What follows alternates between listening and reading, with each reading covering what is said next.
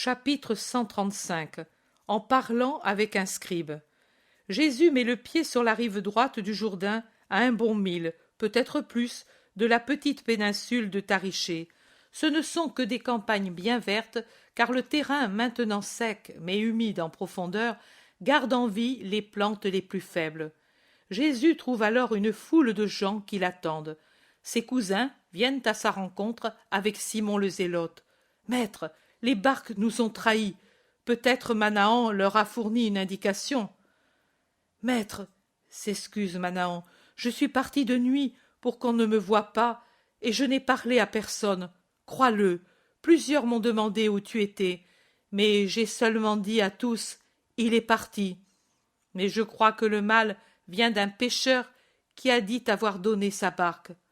Pierre tonne. « Mon imbécile de beau-frère, et je lui avais dit de ne pas parler, et je lui avais dit que nous allions à Bethsaïda, et je lui avais dit que, s'il parlait, je lui arracherais la barbe, et je le ferai, pour sûr que je le ferai. Et maintenant, adieu, paix, solitude, repos. » Du calme, Simon, nous avons déjà eu nos journées de paix, et du reste, j'ai atteint en partie le but que je poursuivais, vous instruire, vous consoler et vous calmer, pour empêcher des offenses et des heurts entre vous et les pharisiens de Capharnaüm.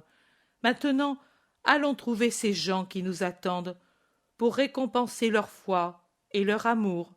Et même cet amour n'est-il pas pour nous un soulagement? Nous souffrons de ce qui est de la haine. Ici, il y a l'amour, et donc la joie.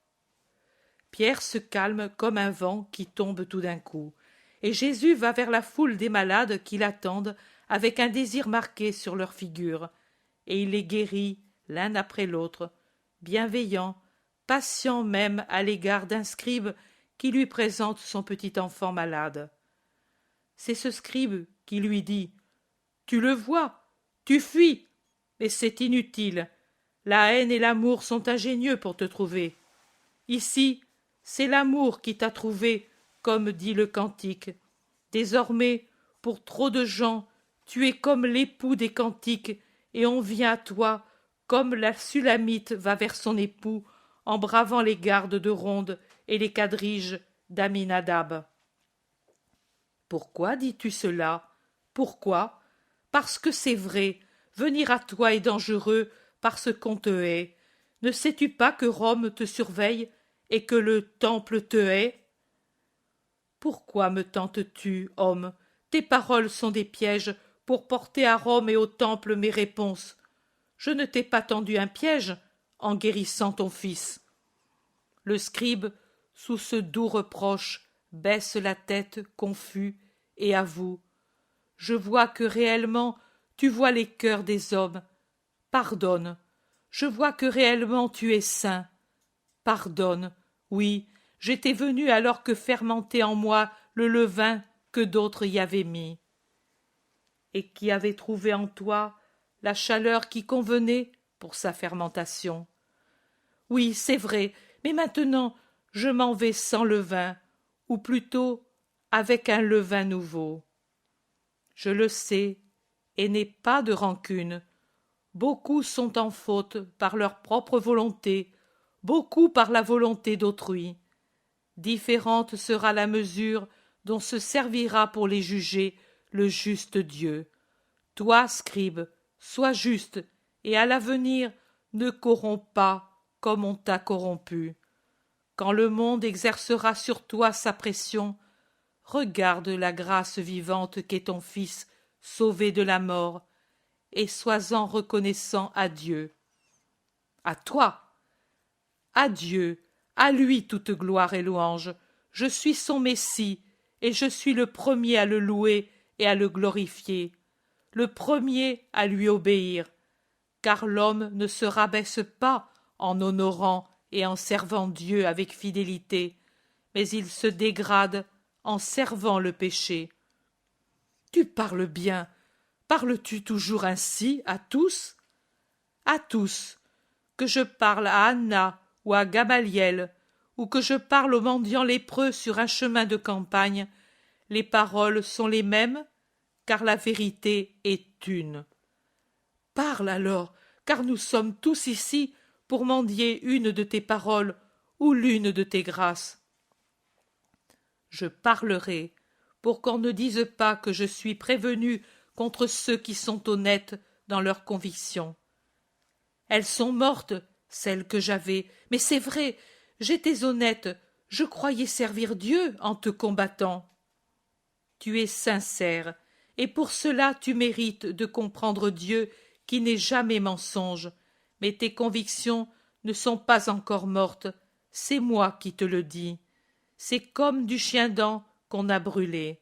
En surface, il semble détruit, et en vérité, il a subi un rude assaut qui l'a affaibli.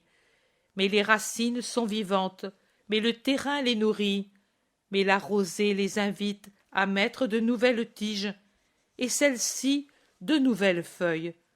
Il faut surveiller pour que cela n'arrive pas, ou tu seras de nouveau envahi par le chien-dent. Israël a la vie dure.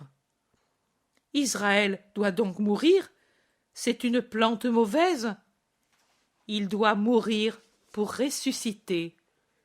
Une réincarnation spirituelle? Une évolution spirituelle. Il n'y a pas de réincarnation d'aucune sorte. Il y en a qui y croient. Ils sont dans l'erreur. L'hellénisme a mis en nous aussi ces croyances, et les savants s'en repaissent et s'en glorifient comme d'une très noble nourriture. Contradiction absurde pour ceux qui crient à l'anathème pour la négligence de l'un des 613 préceptes mineurs. C'est vrai, mais c'est ainsi. On prend plaisir à imiter ce que pourtant on est. Alors, imitez-moi, puisque vous me haïssez. Ce sera mieux pour vous, sera mieux pour vous, sera mieux. Le scribe doit par force esquisser un sourire devant cette sortie de Jésus. Les gens sont bouche bée à écouter, et ceux qui sont loin se font répéter par les plus proches les paroles des deux. Mais toi, entre nous, que penses-tu de la réincarnation? C'est une erreur, je l'ai dit. Il y en a qui soutiennent que les vivants proviennent des morts et les morts des vivants, parce que qui existe ne peut se détruire. Ce qui est éternel, en effet, ne se détruit pas. Mais dis-moi, selon toi, le Créateur a-t-il des limites à lui-même? Non, maître, le penser serait l'amoindrir. Tu l'as dit, et est-il possible, alors, de penser que lui permet la réincarnation d'un esprit parce qu'il ne pourrait y avoir qu'un nombre donné d'esprits? On ne devrait pas le penser, et pourtant, il y en a qui le pensent. Et, ce qui est pire, on le pense en Israël, cette pensée de l'immortalité de l'esprit qui est déjà grande, même si elle est unie chez un païen à une erreur d'appréciation inexacte sur la façon dont se produit cette immortalité, devrait être parfaite en Israël. Au contraire, chez ceux qui l'admettent d'après les termes de la thèse païenne, elle devient une pensée amoindrie, rabaissée, coupable. Ce n'est pas la gloire d'une pensée qui se montre digne d'admiration pour avoir frôlé par elle seule la vérité et qui, par conséquent, témoigne de la nature composite de l'homme comme elle l'est chez le païen à cause de son intuition d'une vie immortelle, de la chose mystérieuse qu'on appelle l'âme et qui nous distingue des brutes. Mais c'est une dégradation de la pensée qui, connaissant la divine sagesse et le Dieu vrai, devient matérialiste, même dans une chose aussi profondément spirituelle. Il n'y a de transmigration de l'esprit que du créateur à l'être et de l'être au créateur, auquel on se présente après la vie pour recevoir un jugement de vie ou de mort.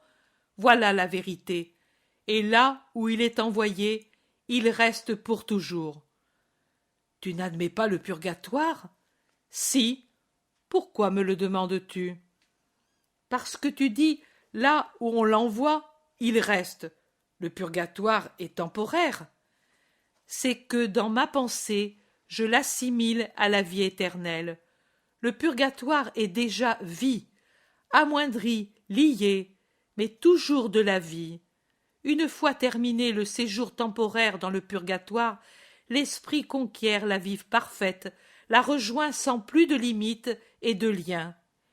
Il y aura deux choses qui resteront, le ciel, l'abîme, le paradis, l'enfer. Il y aura deux catégories, les bienheureux, les damnés. Mais de ces trois royaumes qui existent maintenant, aucun esprit ne reviendra jamais se revêtir de chair, et cela jusqu'à la résurrection finale qui terminera pour toujours l'incarnation des esprits dans la chair, de l'immortel dans le mortel. De l'éternel, non. Dieu est éternel. L'éternité, c'est de n'avoir ni commencement ni fin. Et cela, c'est Dieu. L'immortalité, c'est de continuer à vivre du moment où l'on a commencé à vivre. Et cela, c'est pour l'esprit de l'homme. Voilà la différence. Tu dis vie éternelle? Oui, du moment où quelqu'un est créé pour vivre, il peut par l'esprit, par la grâce et sa volonté, arriver à la vie éternelle, pas à l'éternité. La vie suppose un commencement. On ne dit pas vie de Dieu, car Dieu n'a pas eu de commencement. Et toi? Moi, je vivrai parce que je suis chair aussi, et à l'Esprit divin, j'ai uni l'âme du Christ en une chair d'homme.